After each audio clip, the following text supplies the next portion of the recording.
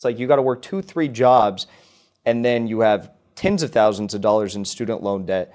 The idea of even one day marrying someone, buying an engagement ring, buying a home, having kids, it is just so crazy to even think about that because everyone's just drowning in debt.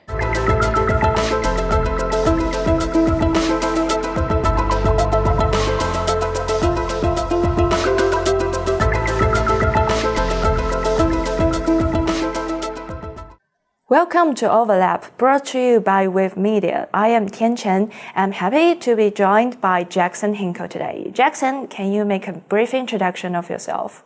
I'm Jackson Hinkle. I'm very happy to be here. I'm the host of the independent news show The Dive with Jackson Hinkle in America. Cover foreign policy issues, and it's my first time in China, so happy to be here. Jackson has like more than 2 million followers on X. And what happened to your YouTube channel? Yeah. So that was my main platform. YouTube was for like the past 3 years, talking about a lot of issues, but mainly the Russia-Ukraine war when that was going on and the development of BRICS and the multipolar world. And when I recently visited Russia for the first time several months ago, I guess the censorship team at YouTube didn't agree with my views on Russia. I'm very pro-Russia. I was showing people that, the sanctions against Russia really haven't hurt them. They've, in fact, thrived in the face of it. And because of all that stuff, they permanently banned my channel. So it's no longer existent, unfortunately. So you can't get a second account? They banned me on YouTube, Twitch, PayPal, Venmo, WhatsApp, and a whole lot of other platforms, because if you challenge like the orthodoxy in the United States, specifically surrounding war and foreign policy, they just have to cancel you because it's too much truth for them. So only Elon Musk give you a chance. Yep, only Elon Musk. There's a few smaller platforms, like there's one called Rumble that's an alternative to YouTube, but X, formerly Twitter, is the main one. It's where really like all the most important people in the Western world go to debate ideas. So I'm happy that, he's taken it over and let me stay. I would say that would be an honor to get canceled by them. Yeah, it is a bit of a badge of honor. But it's not in a good way in terms of the influence. Yeah. Okay, so do you know you are pretty popular in China? I guess I've kind of learned that since I've been here, but it's been cool to meet so many creators who are famous on like Bilibili or the other platforms, and then they were familiar with me, so that was really cool. It's because like one of the posts went viral here on Chinese internet because you posted a picture comparing the situation of Xinjiang and the Gaza area. So that won hundreds, thousands of fans for you. Yeah, it is a really stark contrast when you look at the photos or people vlogging and filming themselves around Xinjiang. And it's so incredible to me that there are various states, various organizations that are funded by the CIA and affiliated groups who are trying to push the narrative that there's something bad going on in Xinjiang. But if you look at the stats, you'd know that Muslims are treated better here than they are in America, for starters. There is nothing bad going on there. It's actually China's trying to, provide some sort of economic invigoration to the people there, and they're succeeding in that. And that's why the West is lying so much about it. They're trying to, stop China from succeeding in building it up and bringing more prosperity to the people. But unfortunately, there's a lot of Americans who still believe that there's something bad going on there.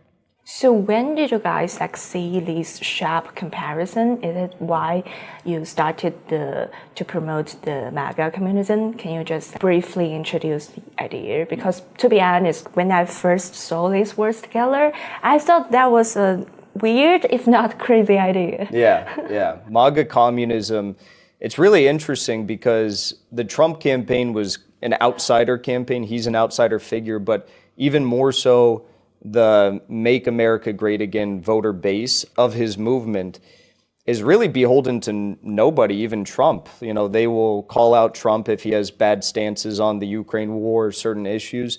And I think that's admirable because that movement at its core is a working class movement. It's like the first time we've had class consciousness reintroduced into the American political debate for the first time in decades. So the whole idea of it started with my friend Haas of the Infrared Show. He went around to Trump rallies and events across America and was talking to average Trump voters. You know, they're portrayed as far right, but when you actually go talk to people on the streets, you know, they're upset with the World Economic Forum. They're upset with BlackRock buying up all of our land in America. They're upset with Big Pharma. They're upset with the permanent war state we live in. They're upset with Wall Street. And at its core, they just want a country that is for Americans, a nation amongst nations that will work with countries like Russia and China to build a better future.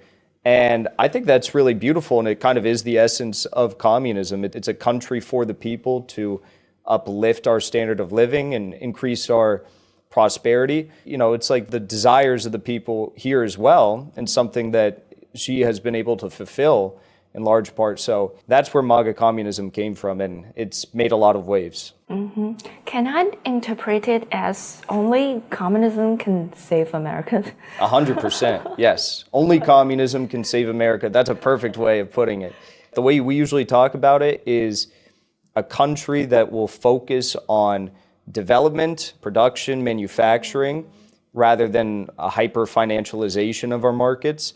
And in the process of doing that, you know, an economy that will actually value and benefit the people of the country at the same time. Mm-hmm. Sure. So let's get to the young people in the States, because we know that a large portion of your fans are young people, and you yourself is also from Generation Z, I guess. Yeah, of course. So how do the young people in the States, how do they view the domestic and international politics? Do they still care about it? And if not, what do they care the most? I think it's a really interesting time in America because so much of the younger generation, it seems like they almost care more about foreign policy and foreign politics than even our own domestic situation. You know? Yeah, I mean, you look at Twitter right now, or you look at any social media platform, look at the major creators and political influencers. They're all talking about Ukraine or Israel or Gaza or whatever it might be.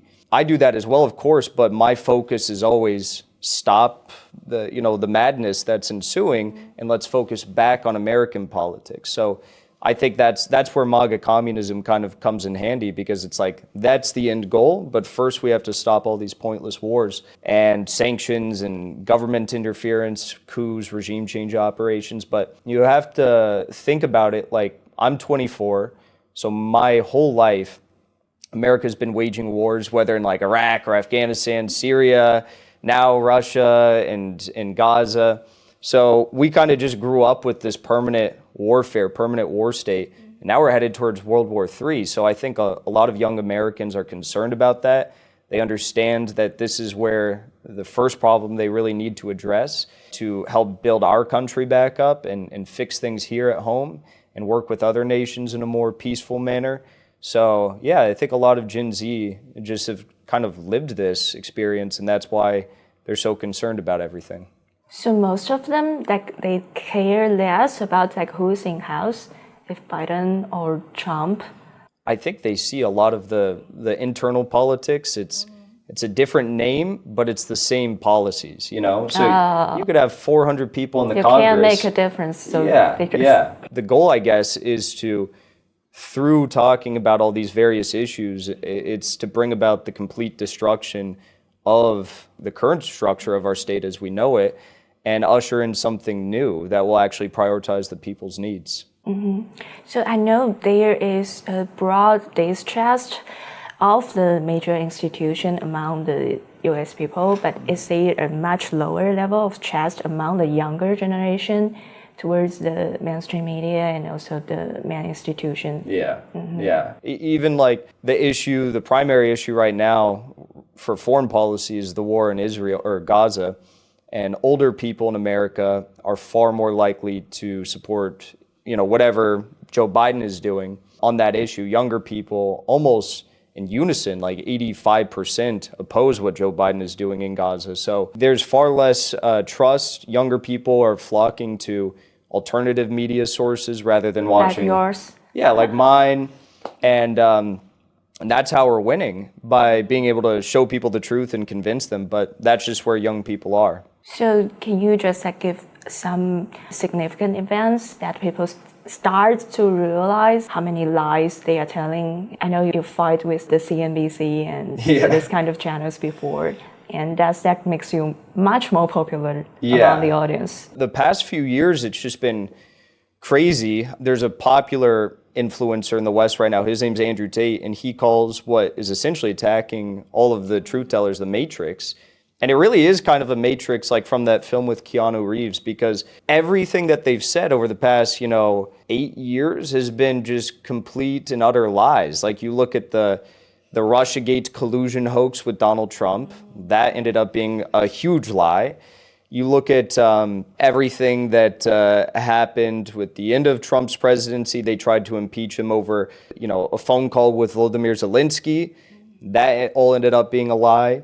In America, the media has made a mockery of themselves because anyone that doesn't agree with the mass media, they call a racist or a misogynist or a white supremacist or like they have all these names that they just throw out. And they've kind of just made fools of themselves because no one believes it anymore when truth tellers get attacked. Most recently, the biggest issues have been what's gone on with the war in Russia and, starting that war, agitating Russia, breaking previous promises, sanctioning Russia, all that stuff. I was looking at CNN. They still believe at CNN that Ukraine is going to win this war against Russia. It's like they're living in a parallel universe. I think they start to back off a little bit. A little bit, but there's still, people. That was a sign. It's crazy. It's crazy what's going on. So all those, if you've been politically aware for the past 8 years and you've lived through all of that and you look at it all, you can't help but not trust the media after all that, So how did they react to you? Like when you went up and to argue with these big guys? Yeah. They call me names. They call me all sorts of names. I mean, if you look at my Wikipedia page, it's just filled with completely libelous claims about me, saying I'm this, that, and the other, all these crazy smears. But that's usually all they have. I'll go on Piers Morgan or I'll go on Talk with Chris Cuomo or whatever, and they just kind of laugh, but laugh at our ideas and say, oh my gosh, you're pro-Russia, you're pro-China, how could you? You're pro-Palestinian resistance, how could you? But their laughs eventually turn to tears when the rest of the world wakes up and sees that this is the truth, So that's all they can really do, because they can't bait the matter on any sort of fair ground, or else they themselves would look like, lunatics. Mm-hmm. That was a lot for the background. So let's get back to the MAGA communism. So how do the younger generation view the communism and especially MAGA communism? Mm-hmm. Unfortunately, communism in the West has become synonymous with just cultural liberalism for a lot of people. And it's just so different if you go to Russia or Eastern Europe or China or wherever, it's like anywhere that's not influenced by Western finance capital in a nefarious way. People here understand what communism is all about. It's for the common people, uplifting people. And America, communism for the right and the left has kind of become synonymous with a college-aged person with pink or blue hair, and their pronouns are they, them. It's crazy stuff, promoting a lot of cultural degeneracy and trying to break up the family unit, all these sorts of things. So it's very sad, but I think that one of the beautiful things about this, movement of MAGA communism, and I guess the chief leaders of the movement, like Haas, who I mentioned earlier, is an effort to actually explain to people what communism is. When they hear MAGA communism, they're like, what? And then you explain what it is, and they're like, oh, so communism isn't about this cultural liberalism. It's not about, having pink hair and going to the BLM protests or something like that. It's about something substantive. It's about changing the nature of how our country operates and uplifting the collective prosperity of the people. And I think that's it's been a net positive, because a lot of people have learned, about Stalin, about Mao, about what even the Kim dynasty has been able to achieve in the DPRK. And so I think it's been a net positive. So how do they perceive China, and in their minds, can China represent communism? And I believe the communism China definitely different from MAGA communism. Mm-hmm. I think that when it boils down to it, MAGA communism, communism in America, in the same way that you have communism with Chinese characteristics, and it is distinctly different from Soviet communism, American communism will be communism with American characteristics based on our history, our culture, our people, and the very unique problems that we face, because we are in the belly of the beast with all these issues. And our government is the heart of like all evil. It is this satanic cabal. So we have very unique challenges. Yeah, we have all those unique issues that we have to address in America, and that's why it will be communism with American characteristics. As for how Westerners and Americans, and specifically younger Americans, perceive China, I think that the vast majority of people do perceive China as communist, but there's this weird thing in America where no one wants to admit that communism is successful, right? So when people talk about China and they utter their lies about China, whether it's about the Uyghurs or whether it's about like, you know, they have these crazy lies that they talk about in the mainstream media about like how a social credit system is destroying the fabric of society here, you know. When they talk about anything that they don't like about China, they say China's communist, it's bad, that's why we can't have communism here. But then when they talk about the success of the, you know, Chinese civilization and how incredible, you know, certain parts of it are that they do sometimes admit to in the mainstream press, they say, well, yeah, China's successful, very successful in some capacities, but it's not really communist, you know? So they kind of flip back and forth based on how they want to portray China. Overall, I think that most people in America really don't understand China. They don't understand the culture. They definitely don't understand the very long history of China. They don't have a clear grasp on, and this is something I think I've even reckoned with since I've been here, and I've seen the intense levels of development and hyper-focus on emerging economies that China is truly mastering and succeeding in accomplishing. Like, people don't understand how far China is ahead of the rest of the world regarding all these matters. It's incredible. Like, going to visit all the places that, you know, I've been in my short trip here, even going to Huawei or going to the, you know, exclusive economic zone for free trade where they have Tesla and a bunch of, you know, hydrogen facilities, aircraft facilities, like it is truly incredible. And I think that's something that Americans don't understand is how successful it already is. Mm-hmm. So here's a big disconnect from the reality and the image like China shows on international. So do you have any like suggestions for that, for the publicity thing? I guess my suggestions is to just be like proud of the successes that you guys have already had in China. And Americans, when they think about innovation and leading countries, sometimes they think about Dubai, or they think about like UAE, Saudi Arabia, and the big cities that they're building Israel. there. Not Israel. But they think about those places where they're just building these massive skyscrapers and stuff, that sort of thing.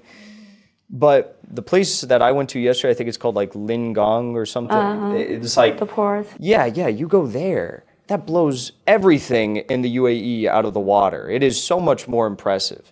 So I think, you know, it's more difficult because we have natural blockades in place on social media between our two countries.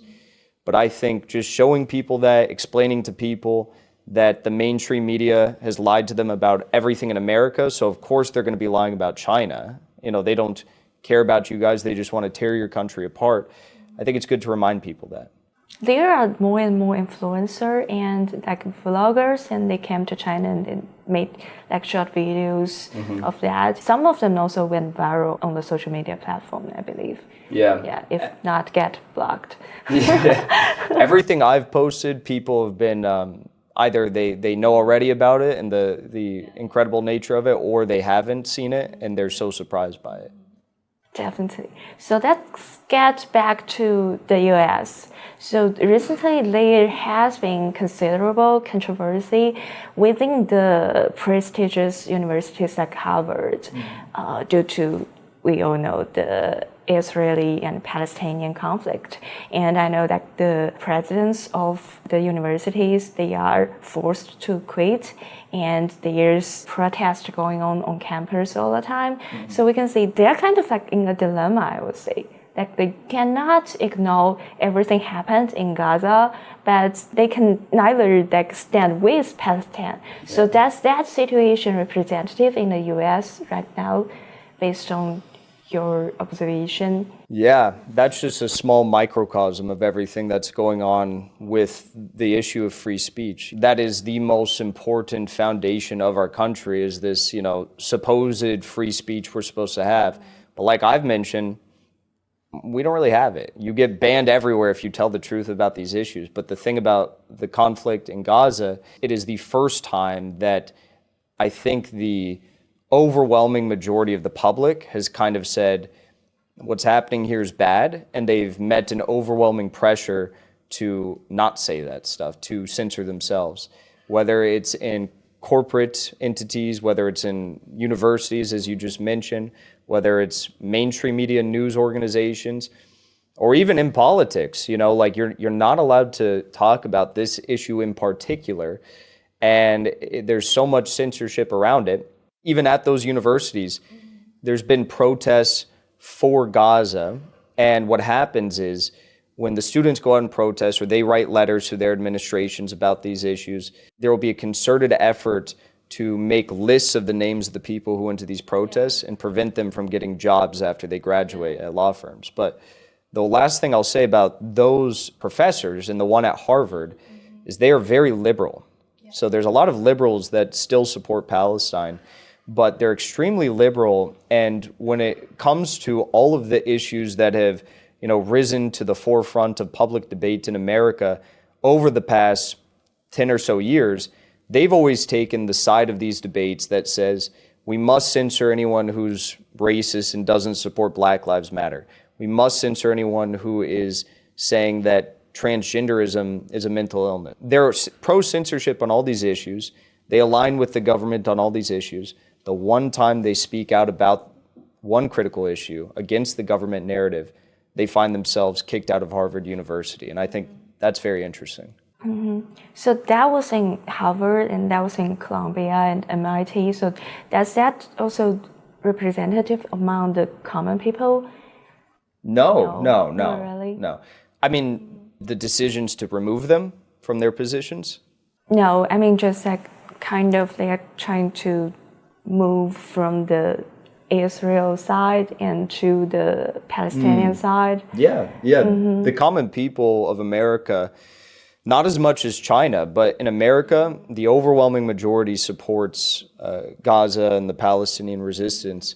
But since I've been here, I haven't talked to one person who supports Israel, which is, it was kind of a surprise, but young people in particular truly support Gaza, like 85%, very overwhelming odds. The problem is that a lot of the people in powerful positions who make decisions in America, they are, I guess, Zionists find their power in finance capital, in the ruling class. Not to say that they are all, Israelis or Zionists themselves, but that's where they take their power from. And because of that, you can't really find yourself in a position of power unless you agree with Zionism. Average people support Gaza. So do you see the education level play a role in how people form their political perspective? I would say like behind the education level is their economic status, because education is so divided in the US. Mm-hmm. Yeah, it's kind of education level and economic. It's almost kind of synonymous in America, because if you don't have money, if your family doesn't have money, you're not going to, these colleges are like minimum $20,000 a year. But in most cases, if you're going out of your own state to attend university, it's like $40,000 to $80,000 a year. Those things are kind of synonymous. I didn't go to college, so I feel like almost if I had gone to college, I may have been influenced by all of the liberal imperialist propaganda that they instill in the students at these universities. There's, of course, notable exceptions, but for the most part, all of the professors at these colleges and universities if they were to speak out against the permanent war state, if they were to speak out against what the U.S. government has done in Syria or Russia or is doing to China with regard to the lies about Taiwan and Xinjiang, they would find themselves out of a job very quickly. So there's this, it's truly a liberal bubble in all of the universities all across our nation. And I think that's why you have, I guess, the problems we do and why the MAGA movement is depicted as lower class, uneducated. You know, the class and the lack of education kind of frees them of the propaganda they would have otherwise faced. Yeah, I can see that. So back to the younger generations, what are the main concerns of the young Americans today? Because we see in China, we have a nascent popular culture called lying flat. So it's basically the young people are promoting that we don't get married, we don't get kids, and we just slack off at work, and we have lower desires, so we don't have to consume a lot. So that's basically they are trying to express their concerns, and they feel the inequalities towards this society. I guess that's kind of tied to the economic health of your nation. In America, when Trump was in office, there was such a swing culturally in one direction, and everyone was fearful of being labeled racist, anti-gay, anti-trans, all that stuff. Now we're kind of swinging back in the opposite direction. And people are focused on real bread and butter issues. The youth are focusing on our economy, inflation. They are fearful about the fact that America is not tapping into our valuable resources like our oil and stuff because of that basic goods are so expensive. They're very fearful about high housing prices and the lack of a basic social welfare state. I was talking to some people here in China about what does it look like for young people in terms of accessibility to healthcare, schooling, housing, when you get older, Social Security once you retire. And they explained it to me and I was like, wow, that's it's all encompassing. Like they've got you guys covered for the most part, maybe not housing, but all the other things are pretty covered. In America, we have nothing. We have 80 million people who have no insurance or virtually no insurance. And if you have to go to the hospital, you have to pay tens of thousands of dollars. Housing in cities, it's getting crazy now. It's crazy. In the Midwest, it's a little bit more mellow. Social Security is not enough to really sustain life for most people once they retire. And when it comes to education, we just talked about it. It's very expensive, and it's not really educating anyone. It's propagandizing people. So I think that Americans are focused on those issues. I guess the main thing is the youth look at the fact that we spend $900 billion on our military every year. We spend more money than the next 10 largest countries' militaries combined. And we say, gosh, if we could use that money to fix the problems in America, crime, homelessness, and the other ones I just mentioned, we'd have such a beautiful country. But the interests of the ruling class are so far out of step with the interests of the average people. So we have seen a lot about the classic US middle class life in movies and in TV shows, like how you get a decent, like huge urban house and with dogs and cats and you send your kids to private schools, and so that doesn't hold true anymore. But it used to be true, right? Yeah. It used to be true. But now, I always describe it, our economy now is like when my grandparents were alive, you could work one job at a factory and you'd have everything you needed and money to go take a vacation once a year. Put your kids through school, you don't have to worry about anything. Now, we live in this Byzantine labyrinth of an economy. It's all speculation, debt, hedging your bets on stock. It's not real. We don't produce anything anymore. So those who are not at the skill level to participate in that section of the economy are delegated to work jobs like driving people around like Uber or delivering food for people, Uber Eats. They'll work those sorts of jobs. Then they got to work a job as a waitress or a chef on top of that. It's like you got to work 2-3 jobs, and then you have tens of thousands of dollars in student loan debt. The idea of even one day marrying someone, buying an engagement ring, buying a home, having kids, it is just so crazy to even think about that because everyone's just drowning in debt. Healthcare debt, student loan debt, auto loan debt, those who are lucky enough to get a home loan debt.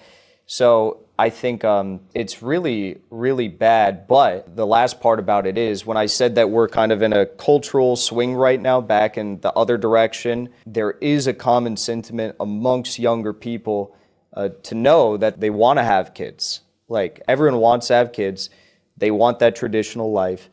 They want to be able to do all this stuff. In America, people want a lot of kids. I think that's kind of a trend that we're probably going to see amongst Generation Z is people, if they can afford it, having a lot of kids, which is good, I think. So we'll see what comes of the economy. Mm-hmm. So how do they react to this reality? Like they don't, because young people here, they kind of choose to lying flat, and that's their way to say no to the lives they don't want to accept. It's interesting you say that though, because I have heard that, but when I go out and I see China, all I see is people working, I see development, I see a level of development and production that is unparalleled to the US. So maybe it's because you have so many people here, I don't know. I think if we compare to like last generation, we are kind of like slack off and we are pretty laid back. But if we compare to other young people in foreign countries, and we are still hardworking. Yeah. In America, it's kind of just divided amongst our society. You have people who are very liberal, and I guess you have a divide here too, naturally, everyone does, but you have people who are very liberal. They like to do drugs, they like to, just sit at home and goof off, watch TV all day and stuff like that. Very, ineffectual human beings. and then you have the other part of society that is, I guess you could say, consumed with the idea of making money for the sake of making money. This individualistic sort of mindset and approach when it comes to how to navigate the economy and work life. And I think that sort of mindset, better than the first one I described, but it's not as good as what I've seen in China, which is the idea that we can all work together for something bigger than ourselves and uplift, this rising boat, rising tide for everyone. I think that is the Marxist way to be able to say that you don't just make money for the sake of it like we do in America. You make money for a greater cause, and you can increase the living standard of everyone in the process if we all work together. That's the ultimate goal of communism. So thank you so much, Jackson, and welcome to China. And I'm already looking forward for your next trip here. Yes. Thank you for having me on. See you in Xinjiang. Yeah, I definitely want to go there. Thank you for having me on, and I've had an incredible time here.